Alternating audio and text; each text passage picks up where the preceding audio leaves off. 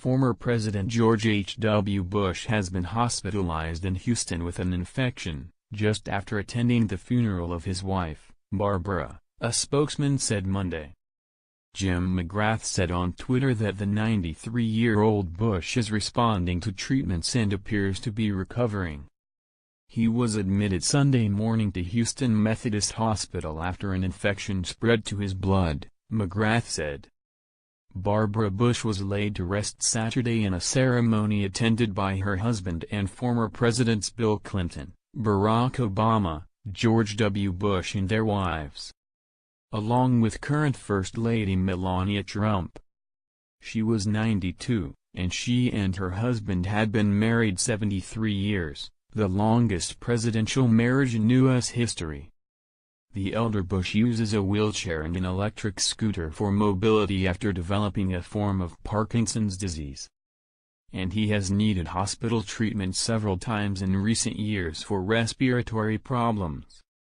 He attended the funeral wearing a pair of knitted socks decorated in blue, red and yellow books, a tribute to his late wife's work promoting literacy.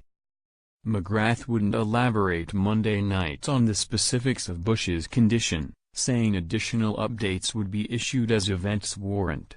But he said the 41st president was eager to get well so he can get to his summer home in Kennebunkport, Maine. He's the most goal-oriented person on this planet, McGrath said. Their son, former Florida Gov.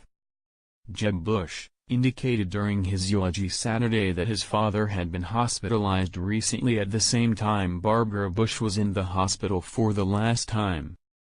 Those hospitalizations were not publicly disclosed at the time. "I think Dad got sick on purpose so that he could be with her," Jeb Bush said.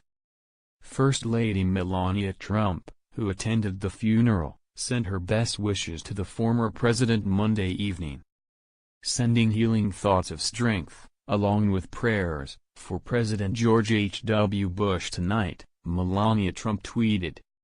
On Friday, during the public viewing of Barbara Bush's casket, George H.W. Bush offered his hand to many of the around 2,500 people who walked through the church to pay their respects.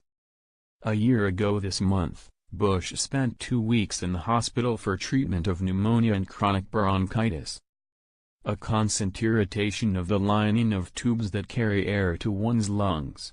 Bush's doctors said chronic bronchitis is a condition more prevalent with age and can aggravate the symptoms of pneumonia.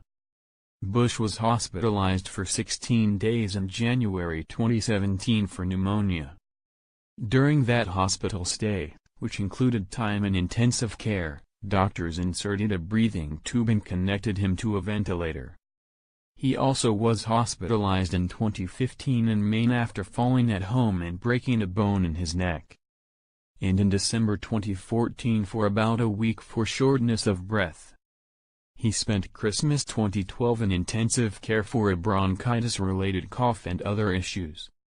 People in their 90s with Parkinson's disease are often at higher risk of pneumonia and other infections because their swallowing process can be compromised, said David Rubin, professor of geriatric medicine at the UCLA Medical School in Los Angeles. And the stress of losing a loved one can weaken the immune system, he said. Bacterial infections are treated with antibiotics, he said, while viral infections require other treatments.